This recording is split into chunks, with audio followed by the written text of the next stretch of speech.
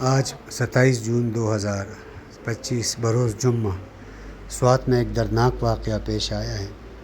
یہ آپ دیکھ رہے ہیں منگورا بائی پاس پہ ایک فیملی تھی جو دریائے سوات میں بیٹھی تھی۔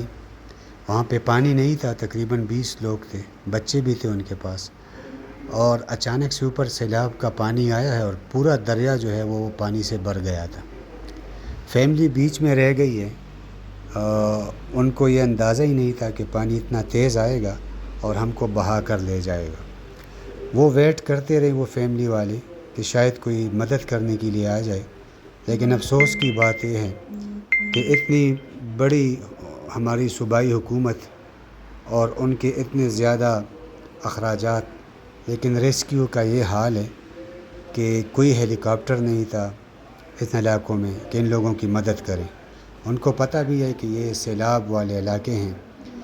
ٹھیک ہے، ہماری فیملیوں کو بھی خیال کرنا چاہیے۔ یہ دیکھیں اتنے لوگ کھڑے ہیں، کوئی مدد کے لیے نہیں جا سکتا کیونکہ پانی بہت تیز تھا، نہ کوئی کشتی کی سہولت، نہ کوئی اور۔